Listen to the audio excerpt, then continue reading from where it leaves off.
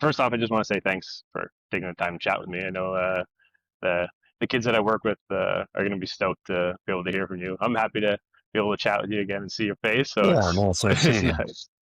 Yeah. So you're in Edmonton now. That's where you're living for the summertime. Like That's you're where not. I'm living in the summertime. Yeah, we did some traveling. We went to Nova Scotia, British Columbia a couple times, but spent most of our time here in Edmonton. And yeah, we've got family in Saskatchewan. We're heading there this weekend to do a little visiting, but then it's full time when we get back. It's school starting, hockey's full time, and back to Yeah. our real lives. When do you guys get main camp started there for the Oilers? The rookies start about September 12th. Head coaches, NHL staff cannot be on the ice for that. It's yeah, the American League that starts with that. The American League staff, yeah, rookie camp's about 7 days, and then we start our players full time. I think first day of camp, we're on the ice September 18th. So you're busy then with the kids in school and getting Yeah, ready for getting ready for the season. getting ready Yeah. for that. Yeah, and then also we meetings like Um, I had three new player or coaches on my staff, actually four. Um, and so four new coaches. We're just getting to know each other, and I've done Zooms, hired them, interview process that way. But we'll finally be getting together here in September, and then we'll have a lot of catching up to do. Nice. That's exciting. Well, Yeah. I mean, that kind of takes me into some of the questions I wanted to ask. First, I just wanted to say congrats on. I mean, I've been following your career since you coached me in the Kootenays there. Congratulations on such an amazing career. I'm proud to say that you're one of my coaches, and I think it's just awesome to see the success you've had. I mean, following through, even starting back to in Kootenay, winning a WHL championship there, and then I think you went on to you were with Erie for 3 or 4 years, right? Yeah, 4.5 seasons. Yes. Yeah, and you're able to win a championship there, and then also coach of the year. I think the list kind of just goes on. You won a silver with in the World Juniors there, and then you went on to have, I think, a pretty great season, a great couple of years with it was Hartford as well, correct? Yeah. Yeah, Yeah.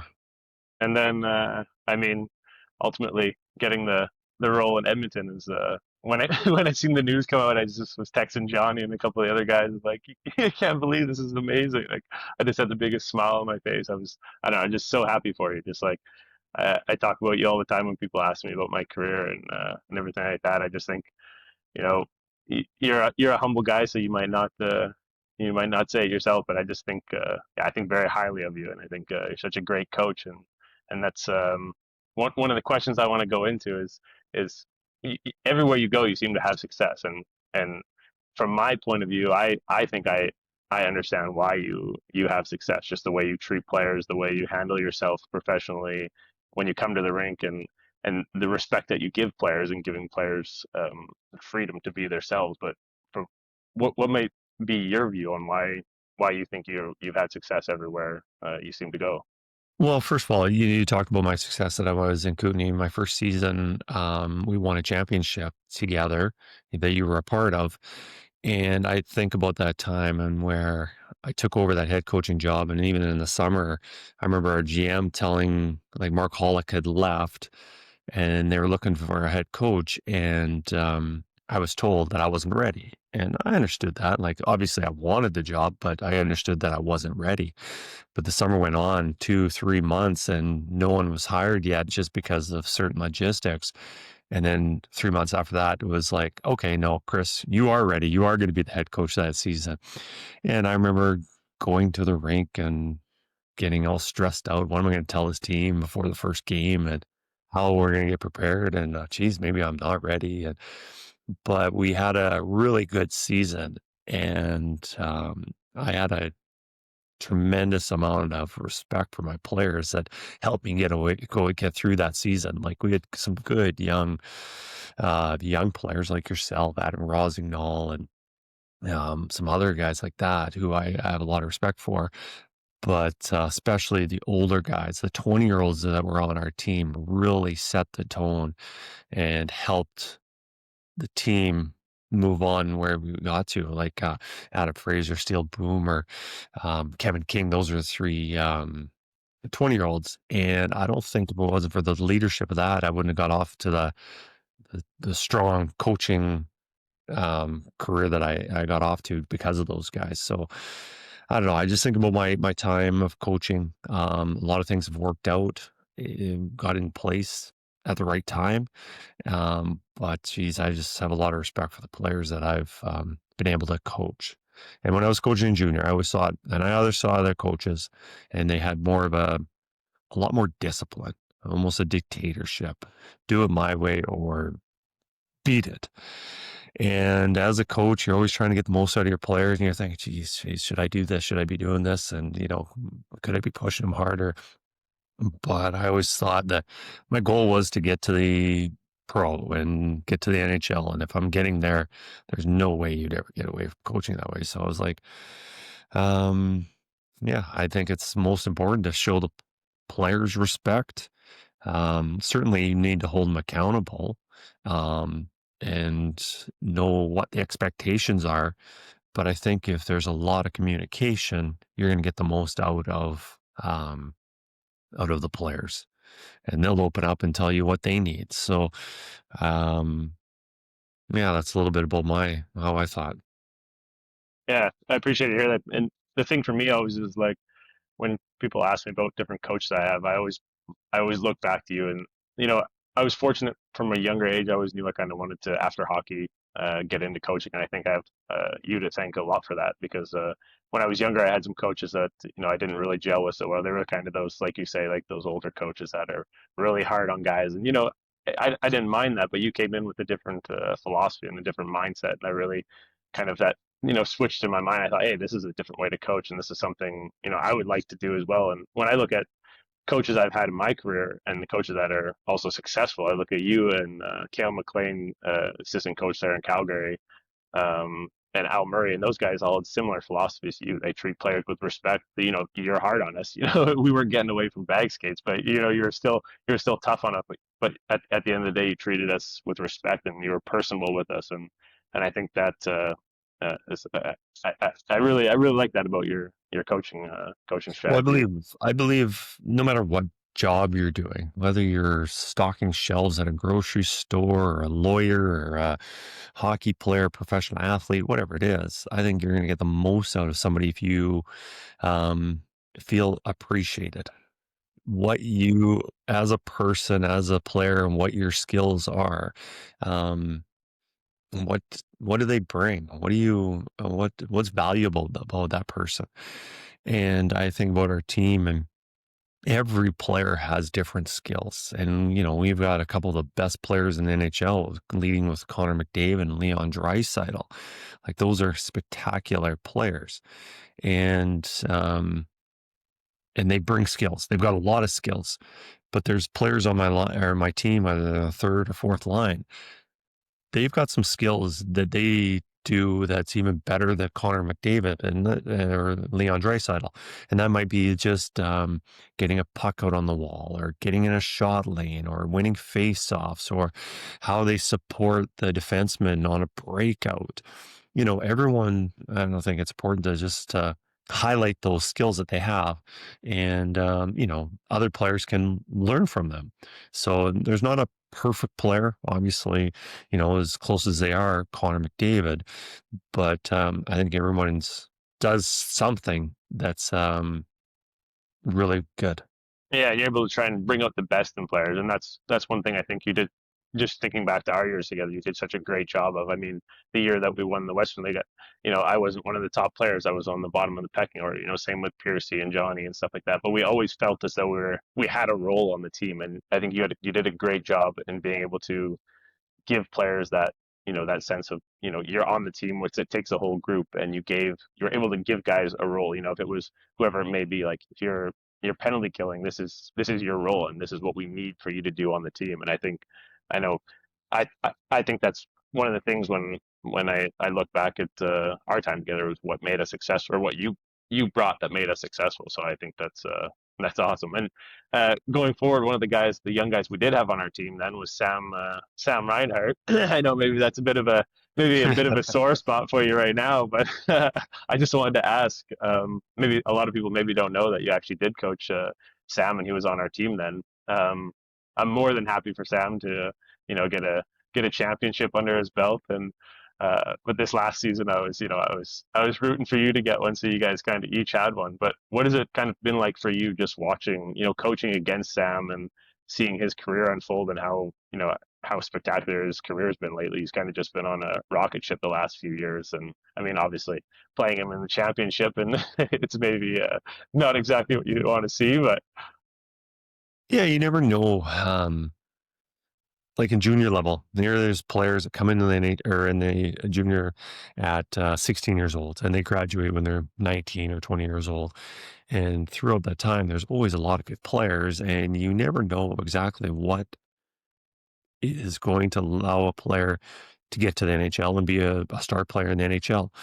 And then Sam was obviously a good player, and he had good chances of being there, but you never know how good he was going to be. And, um, to see him play in the NHL is, I'm not surprised. I believe he was going to get there, but how good he is, you never know. And right now, you watch him, and he might be one of the top, definitely, in my opinion, top five wingers in the NHL. Here's a really smart hockey player, but I assume he works on his craft and trying to get better every day because, I see the elite players here like Connor McDavid and Leon Draisaitl and how they push themselves to, be at their best. It's one thing to get to be the best, but they want to be the best for a long period of time. And they're always working on their game and thinking about how they can get better. and Well, to before I get answer your question about Sam, it's great because I had a lot of respect for him. Really young man. I coached him when he was 15 and 16. He joined us as a affiliate player after his season was done and was part of that championship. But yeah, I got a lot of respect for Sam. before we get into the questions from some of my students here, I got some good ones from. They came up with a good list here, but You got just Alex Volkov. just speaking on Sam, I'm going to have a conversation with him later in the week, actually. Um, from your perspective on Sam, like I've always thought Sam was such a well-rounded player, and I didn't think ever he excelled in any specific physical skill. Maybe you have a different opinion on that, but when I look at Sam's game, I think what really sets him apart, and what I try and speak with my students about as well, is just the way he understands the game. Like I think one of Sam's greatest attributes is that his ability to be in the right place at the right time. And I he's well rounded. I think all of his skills are unbelievable as well. But I think what really can set Sam apart is the ability to just be in that right spot and pick those corners and be a smart player. What are your thoughts on that? Yeah, I think the two really important attributes of a successful hockey player. One is how smart they are, how well they see the ice and know what's around them. And, I think that's as a coach, a general manager, we're always having those conversations about, what we want smart hockey players. They know what to do and how to make a play. The other one I think is probably the second most important attribute is competitiveness. And often people think of competitiveness as a guy that hits or super fast skater or, just is really tenacious and running around the rink all the time. But I think it's, Sam's cerebral. He's just evaluating his options and knowing what's going on around him really well. But when there's a play to be made and there's a puck to be won or protected, he doesn't give up on those plays. And, I don't think he gets enough. I don't think a lot of the star players get enough credit for how competitive they are. That competitiveness is usually going to the fighters, the guys who are finishing all their checks. But, I think that competitiveness is just wanting to do a good job and get the play done. So I think Sam's has a high level of compete. Compete level, yeah. Yeah, I agree. And that takes me into some of my next questions here from some of my students. I have the one player was asking here. I mean, obviously you coach undoubtedly, I think one of the greatest players of all time, um, in McDavid, and the question from him here is how does it feel and what is it like? to coach some of the best players in the world. Ultimately, I mean, you came from coaching juniors into the NHL, but what really specifically coaching the best players in the NHL? Like, how does that feel? What is it like for your daily life? Yeah, I think as a coach, you always want to, I think it's important that you can't coach everybody the same. But as a coach, you certainly have to come across as you are coaching everyone the same. And when I say that, everyone needs different uh, coaching techniques. Like everyone needs a different message. Some want more um, rules and discipline, holding them to a higher level or accountability. Other ones need to be talked to more and coached and showing more video. I think with Connor, I've been very fortunate. I coached him in junior hockey and now in the NHL. I remember coaching him junior was, I remember the last couple months. And I remember being on the bench or on the ice during practice, and I'm just like nudging my assistant coach. I'm like, just soak this up. This is unbelievable. Because we would always see, like, usually once a game or once a practice, something that you just didn't anticipate. He was just kind of pull you out of your seat moments. So I've been very fortunate to have some really good hockey players and some of the best because I know a lot of coaches they coach years and they never get this opportunity. And here I've had the opportunity to coach Connor McDavid twice. So, so not only is it nice to having that star power and that elite player, but extremely hardworking uh, player comes to practice every day um, and wants to work on his game as much as possible, and also is a really good person. And he appreciates what his teammates bring to the team, also, which is an ideal person to coach. I could only imagine. And what the thing is, like, what a lot of people don't see is those like intangibles. Like, I can only assume that he's the hardest working player off the ice as well. He's in the gym, like, taking care of his body. I can only imagine he's leading by example on the ice, but what people don't see is what he's doing off the ice as well. I can only assume. Yeah, like in practice, he does every drill 100%. Like it's go. He's always pushing himself to get a little bit better each rep. In the gym, he's always doing that. Now there's always especially in the National Hockey League, like we play a lot of games. Last year, I think we played about 120 games, exhibition, regular season, playoffs. So, you have to be very cognizant about your energy levels and how much time you can spend in the gym and as a coach we're balancing on how much time we spend on the ice and just because we're playing so many games but he's never taken a workout off. We have a strength team, a coach, multiple coaches who are putting out a workout plan, and he's always doing that to the fullest. And yeah, he wants to. Obviously, he's the best player in the NHL right now. I believe his goal is to be the best player for another 10 years. Yeah, exactly. That the next question is kind of, you kind of already touched on it, but it was, how can a player, be like him? And I think you just touched on it. You really have to be doing the intangibles. It's not just the on ice work. It's how you're taking care of your body. One question that has came up actually from quite a few players is, what would you say? I mean, as a former player yourself, also you can understand this as well. But now as a coach, it's maybe a bit of a different perspective. But um, for a player who's has lost confidence in themselves, what's something that you think, maybe as a coach or as a former player, that could help a player get that confidence back? I think there's a couple things. One is, the only way you're going to get confidence is, there's some little boosts like your mom and dad, your friends, or your coach can be positive with you. That can help, but ultimately it comes from within. Like to really believe that you can do this, and the only way that you can truly believe that you can do this is one, um, the way you practice. If you can execute it in practice, then it's going to carry over to games. And if you're not practicing, executing and playing at your highest level of practice, it's just not going to just automatically happen for games. Um, Now that's one thing. And now the other thing is, I think simplicity is really important. And as for a player, I think you should make a list of what are the three, maybe four things at the most that you do really well. And if you execute those three or four things really well, you probably be bringing things to your game. And I know, Brock, you probably remember this. When I was coaching, and it started with our sports psychologist. We had Steve Camps come into our, and he talked to our team. And I still talk to my team about this to this day.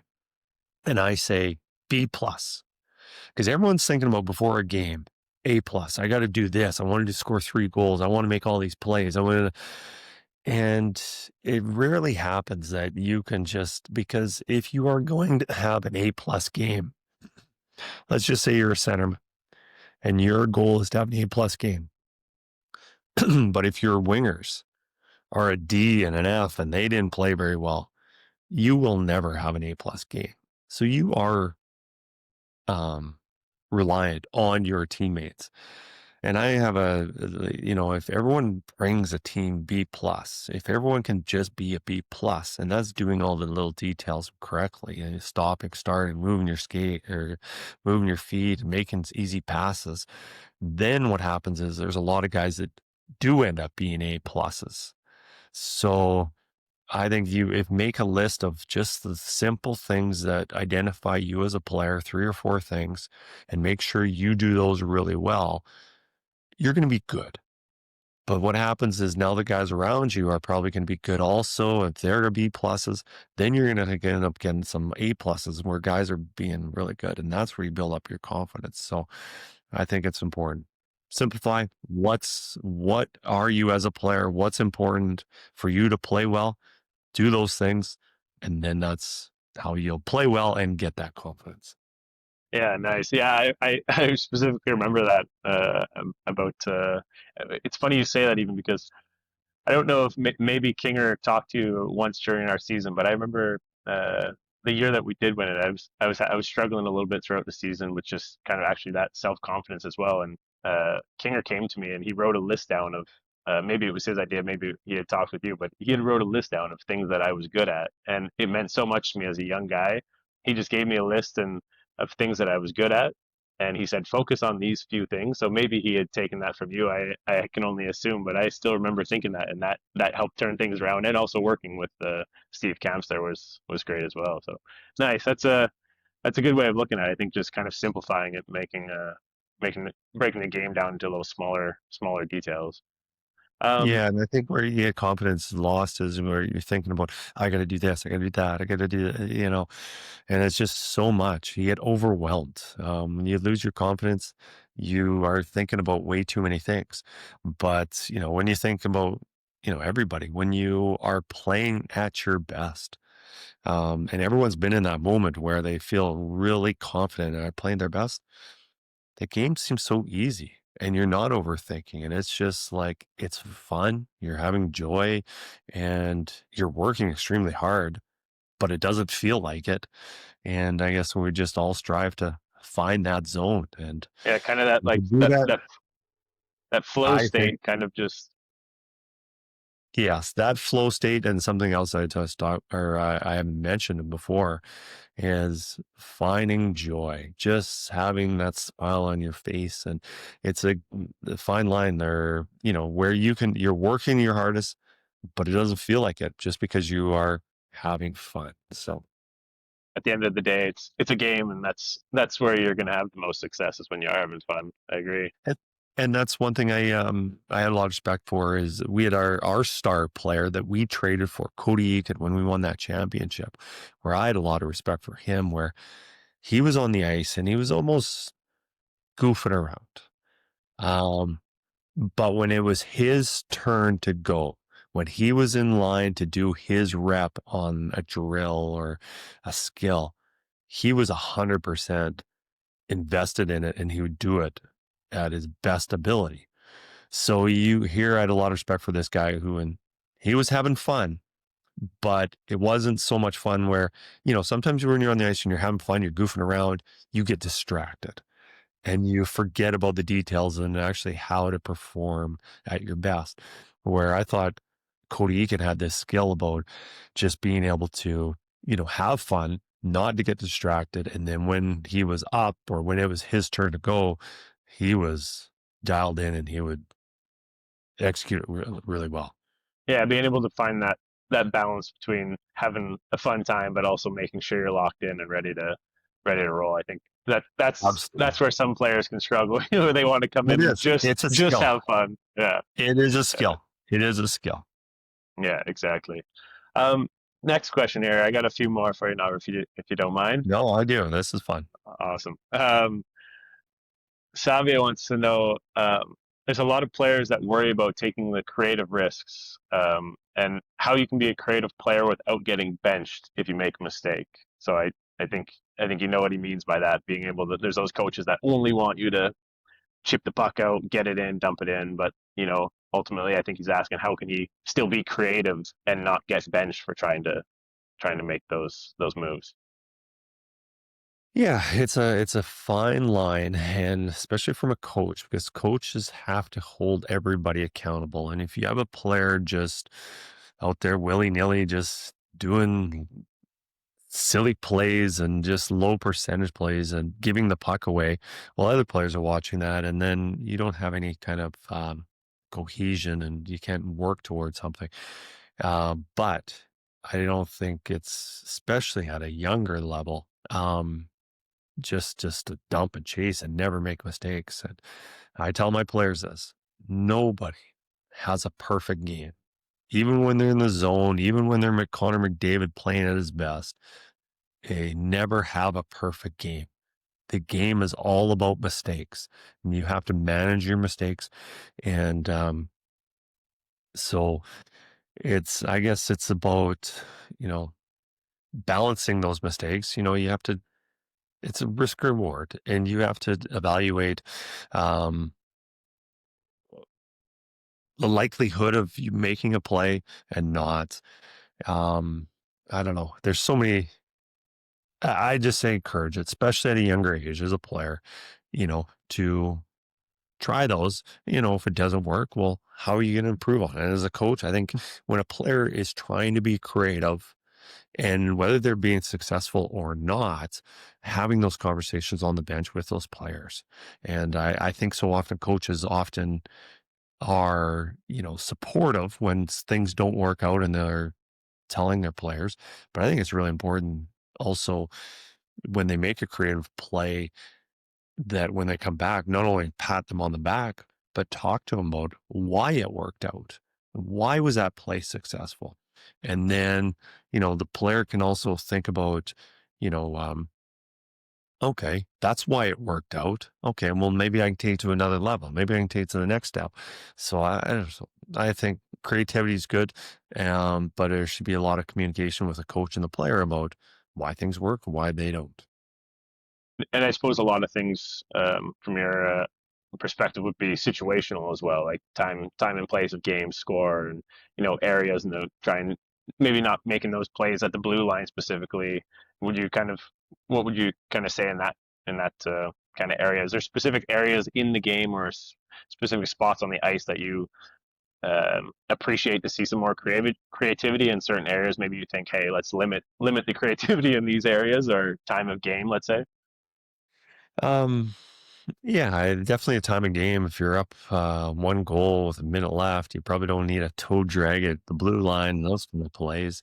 But if you're trailing in a game late, you got to be a little more assertive and try something to get that goal. So, as you play the game and you understand those situations about, not only the time, the how much time is left in the game, the score, but, as you play more and get more familiar with the game, you start understanding who's on the ice with you.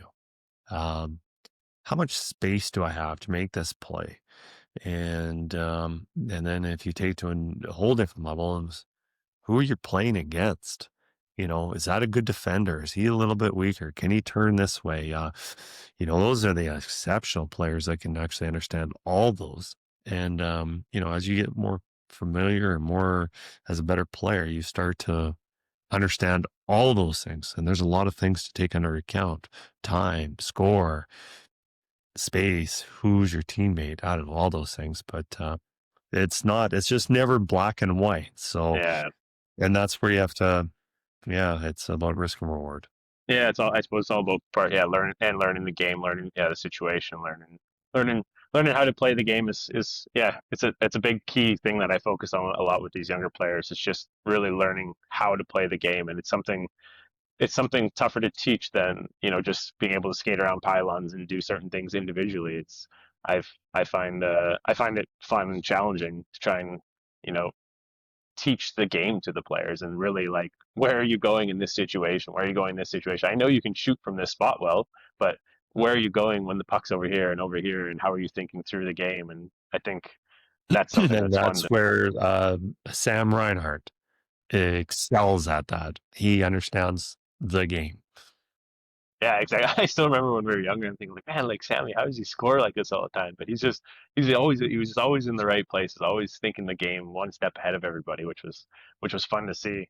Um, Now I'll tie these next couple of questions in together since they're kind of similar. But as a coach, what what can a player do? Harper's asking here, what can a player do to impress the coach, and what does it take to be placed on the first line? And the other question kind of was similar, was what would scouts be looking for in players? Yeah, what are they looking for? I mean, ultimately, not everybody, I think, will be a first line player, but she's asking, what ultimately our coach is looking for to help them get up in the roster spot. Yeah, I think too much emphasis is on what line you're on, because often it's, um, and I'll just talk about my team right now, the Edmonton Oilers, is not necessarily all the best players on the top line. My second best players on the second line, and works down. It typically does. Your better players do get to play higher in the lineup and then in the lower, but um, a lot of times it's about who complements players. And I'll just say, like, Leon Draisaitl, in my opinion, was the best player in the NHL last year. All right. He was the best player. He had the most goals, and the Hart Trophy is awarded to the player that's most valuable. And they gave it to somebody else, a goaltender who had an extremely incredible season. But I believe Leon didn't get it because he had an injury and missed like 10 or 15 games at the end of the season. But in my opinion, he should have won that trophy. But when I was constructing the lineup and who often to play him with, we had a player, Pot Colson, and he wasn't one of our best players, but he was really good and he complemented Leon. And he was really good on the forecheck, and he also got to the net to screen the goalies, and he was a good defensive player. And when there was a puck that got turned over in the offensive zone, he was really good at back checking to get in defensive positioning. So so yes, you might be on the first line, but your coach isn't thinking, "Oh, I'm putting my three best players together." It might be, yeah, your best players, or one of your best players, or two of your best players might be on that line, but you might bring something that helps those other two. Whereas, And I don't know, I guess we're always looking, whether it's a scout or the coach, is just what do these players bring? And I talked about it earlier. Everybody brings a little bit something different. And, you might be a really good skater or a good passer or defensive player. I guess it's just being good at those things. And especially at a young age, I don't want to get into too much identity, like I'm a checking player, I'm a scoring player. I just think it's about building your skills as much as possible. I was just in a, I think I was just in Austria with the team here. We had a little mini tournament coaching, and one of the things I said to them before was we were at OHA, it was Okanagan Hockey Academy in Austria there, and I think it's important for young guys. You can touch on it for obviously it's higher up in the NHL, but you have obviously experience in the Western League as well. But even from a younger age, I had a group of U15 kids, and everything matters when you're in hockey. Like we go in there and you don't know, you never know who's watching when you're when you're playing, or when you're just in general, when you're at a camp or when you're wherever you are, there's always someone watching. That's why I try telling the kids, like, even though this is not a professional tryout camp or something like that, there's always someone watching. If you have ambitions to go here or go there, you never know. You know, in OHA they have Blake Vesley, I think's his name. He coached in the NHL. You never know. He's there watching the games as well, and he might have a friend that sees this kid playing, and 3 years down the road, he might think, "Hey, Blake, what do you think of this kid?" And he'll think, "Well, I seen him at the academy, and he was goofing around all the time and very disrespectful." And I think ultimately, I think that's also a big part of what you guys are looking for, is it not? Is how players are acting away from the ice. Absolutely. And I've been part of Hockey Canada several years, and that was something that was always talked about quite a bit was, what kind of teammate are they? Are they going to be a distraction? Or, I think an ultimate player is the ones who make others better. And whether that's, part of that's being on the ice. Can you make a pass to somebody else so they can make the next play? Um, or be in the right position. But also it's off the ice is just, are you supportive? Are you going to be a distraction? Are the coaching staff going to have to spend more time on making sure that you know what you're supposed to be doing, your assignments? So the off ice is an important part of it. Character does matter. If I see two players, um, same level, and I have to keep one on my team and send one away, like without a doubt, we'll be looking at character. And even if they're not quite as good, the player with a strong character, because he's going to fit in and then he's probably going to do more things that I'm asking him of. And um, yeah, because that mental fortitude is an important skill. Last two questions here for you now, right? I won't keep you too long. Casper is a young kid that actually was just in Australia with as well. He's a great young player. He's got a good question right here for you. Uh, Stanley Cup Game 7. How do you get your team into the right mental focus for a game like that? What does it look like in the dressing room before Game 7? Well, one is we try to keep them routine as much as possible. Just do something out of the ordinary. I don't think is important. But the other one is, I'm a little distracted. What's going on outside? Um, is just the players. You have to understand. There's a game in January, game 48 Wednesday night in a a non-playoff team. Their excitement level is probably not what it should be, and you probably have to raise it a little bit. But Game 7, Stanley Cup Final, they know what is at stake, and there's probably too much pressure on themselves. So it was more on just trying to calm them, getting them in the right frame of mind, taking away that pressure, because I think they put enough pressure on themselves. And, maybe that was the right thing to do. We lost it, but, I thought we played a pretty good game where it could have went the other way. So, um, I think routine's an important part of it, but then just also just knowing what your team needs and what they need to hear, and keeping it simple. Last question here from Cyrus. It's a tough one. I think you've probably been asked similar questions many times. Cyrus is a young kid. I also train. He's a great young D man. He's actually, I was able to work with him all summer here. He's heading off to Sweden, so I wishing him the best of luck over there. I think you would really like him. He's one of those kids that is just every day he comes to the rink, hard nosed, working hard. He's that ambition is there. Right? It's very one of those kids that you just love to train because he's coming to the rink every day with a smile on his face, ready to work. There, hopefully our scouts are watching him. Exactly. He asks, "Dear Mr. Knoblauch, the Oilers had the best set of players, the best coach, the most supportive fans, and one of the best programs to win the Stanley Cup, and yet it didn't happen. What has to change this season?" To win a Stanley Cup, a lot of things have to fall in line at the right moments. And, I think about, we were almost eliminated in the first round to LA Kings.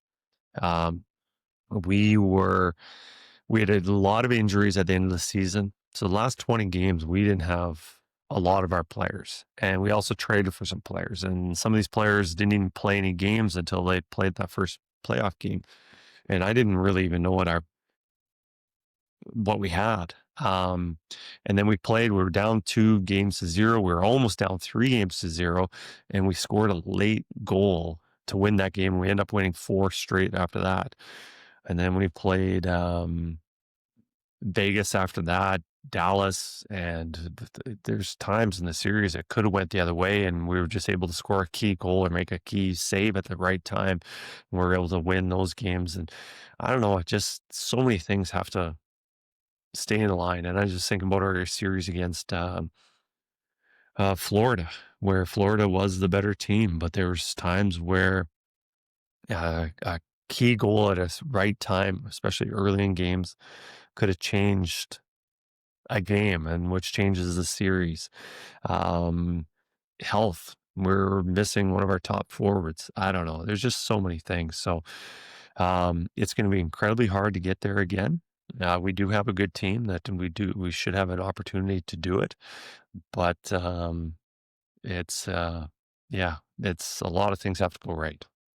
I think that's what a lot of people maybe don't realize is how tough, NHL playoffs really are. Like to win, I mean, just to win a regular season game in the NHL, I think takes, so much effort. But to win a series, a WHL play or a NHL playoff series is just, and for you, I think the youngest coach in NHL history with the most amount of wins in your first 2 seasons as a head coach says a lot. And I think, I wish you nothing but the best for this next season. I think, like you say, it's going to be a challenge, but I ultimately am rooting for you to get there again.